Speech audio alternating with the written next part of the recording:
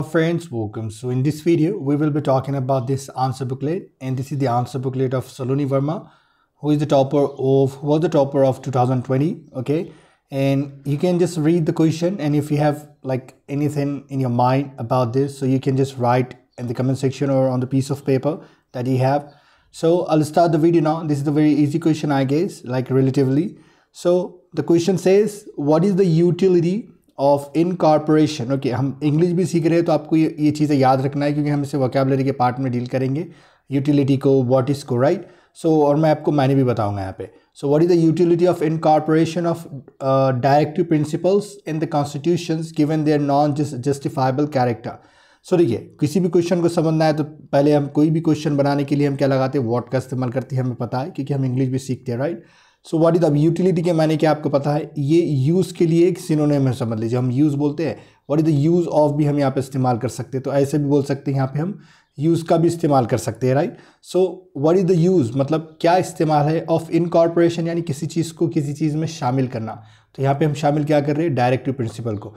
सो इसका क्या इस्तेमाल, इसकी क्या यूटिलिटी है कि इसका क्या इस्तेमाल होगा. डायरेक्टिव प्रिंसिपल को जो हमने कहाँ पे ऐड किया है, कहाँ में मिला है, कॉन्स्टिट्यूशन में मिला है. अब उसके बारे में किस सिलसिले में हमें बात करना है, यहाँ पे in the context of their non justifiable character. Non justifiable यानी अगर ये जस्टिफाइबल होता तो हम क्या कर सकते थे, सुप्रीम कोर्ट में जा सकते थे या एससी में भी जा सकते थे, यानी हाई कोर्ट में भी उसकी डिमांड कर सकते थे कि ये इम्प्लीमेंट नहीं हुआ है, गवर्नमेंट ने इसे इम्प्लीमेंट नहीं किया, तो उसे हम जस्टिफाइबल कहते हैं. लेकिन ये नॉन जस्टिफाइबल होते हैं, आपको पता है कि हम ऑलरेडी बहुत ज़्यादा पढ़ते हैं इसलिए. सो देखते हैं किस तरीके से आंसर को डील किया गया है. So the directive principles of state policy enshrined in Part 4, okay, of the Constitution and are derived from the instrument of instructions of Government of India Act 1935. देखिए, आपको पता है enshrined यानी किस में सम्मिलित है, किस में मिलाया हुआ है, किस में शामिल है. Part 4 में कहाँ से लिया गया है, from the instrument of instructions, okay, जो गवर्नमेंट ऑफ इंडिया एक्ट से लिया गया है 1935 में. अब मुझे बताना है, ये बहुत सिंपल सा है. ये इंस्ट्रूमेंट ऑफ इंस्ट्रक्शन जब हमारा देश आज़ाद नहीं होते, किसके लिए मतलब इशू होते थे, मुझे आपको एक कमेंट में बताना है, राइट. सो उसके आगे देखते हैं हम और क्या लिखा है. आप देखिए क्वेश्चन को ना हम अगर से तोड़े, अगर से हम क्वेश्चन को डिवाइड करें तो किस तरीके से होगा. सबसे पहले देखिए यूटिलिटी बताना है हमें, ओके. फिर डायरेक्टिव प्रिंसिपल क्या है ये तो बता ही दिए है. कॉन्स्टिट्यूशन में अब इसका नॉन जस्टिफाइबल कैरेक्टर भी बताना है, लेकिन I think she didn't explain that thing, I guess.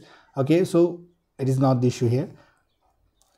So here utility क्या है इसकी, plays right after fundamental rights. Okay, देखिए right after इसके फौरन बाद ही ऐसा मतलब हो रहा है, क्योंकि fundamental rights in part 3, okay, equal prestige as them, मतलब इन्हें भी उसी तरीके से इनको रुतबा मिला है जैसे कि फंडामेंटल राइट्स को है, ऐसा बताने जा रहा है. तो प्लेस्ड क्या है, प्लेस क्या गया, it place, it has been place, it was place, it is place.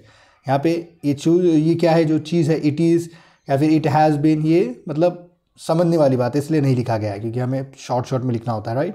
So guidance for good governance, तो ये गुड गवर्नेंस के लिए एक तरह से गाइड करता है. Article 45 related to child's education. अब ये अपोस्ट्रॉफी क्यों इस्तेमाल है, हम हर वीडियो में देखते हैं आंसर बुकलेट में. मुझे आपको बताना है कि किसके क्या मायने होते हैं. कि child's education lead to the gradual introduction of right to education. Okay, so ये जो गुड गवर्नेंस है, जैसे एक एग्जांपल दिया गया है और फर्स्ट टॉपर वाले सिर्फ एक लाइन लिखते हैं और फिर एक छोटा सा एग्जांपल देते हैं, लेकिन यहाँ पे 3 लाइन्स हो चुके हैं. फिर भी चलिए, फिर क्या आर्टिकल 45 जो है किससे रिलेटेड है, चाइल्ड्स एजुकेशन से रिलेटेड है, यानी बच्चों के एजुकेशन से रिलेटेड है. तो ये लीड टू ग्रेजुअल इंट्रोडक्शन, ये किसको ले गया, ग्रेजुएशन यानी धीमे धीमे आहिस्ता आहिस्ते किसका इंट्रोडक्शन कराया, ये किस का कौन सी राह पर ले गया, राइट टू एजुकेशन के ऊपर लेके गया कि आप बच्चों का अधिकार होगा मतलब पढ़ाई करना, एजुकेशन पाना.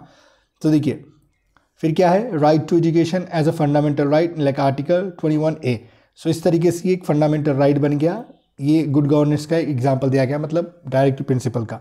फिर उसके बाद देखते हैं प्रमोट, ओके, इंक्लूसिव ग्रोथ. अभी ये किस तरीके से करता है वो भी देख लेते हैं कि ये प्रमोट करता है. इंक्लूसिव क्या होता है, मतलब सब इसमें शामिल हो गए, अमीर गरीब छोटे बूढ़े सब, इस तरीके से समझना है आपको. देखिए article 38 and 39, the state should reduce inequalities between people, among people, something like that. So states should reduce inequalities, okay, between people. So जो inequalities है क्या होना है, ये कम करना है इसे inequalities को. जो क्या कहेंगे, को अमीर है, जो गरीब है, इस तरीके से जो अनपढ़ है, जो अनपढ़ नहीं है, बच्चों को भी, सारे बच्चों को पढ़ाई होना है. ऐसा नहीं कि सिर्फ अमीर के बच्चे पढ़ रहे हैं और गरीब पीछे रह रहे, something like that. Okay, that can be called the inequalities. So उसके बाद देखिए article 42 just and human condition at work. So जो जस्ट और ह्यूमन कंडीशन इंसानियत वाली अच्छे से क्या होना चाहिए, कंडीशन होनी चाहिए, इंसाफ वाली कंडीशन हो, कहाँ पर, वर्क प्लेस पर, ये बोल सकते हैं हम। फिर इसके बाद देखते हैं enable the judiciary to decide constitutionality of laws.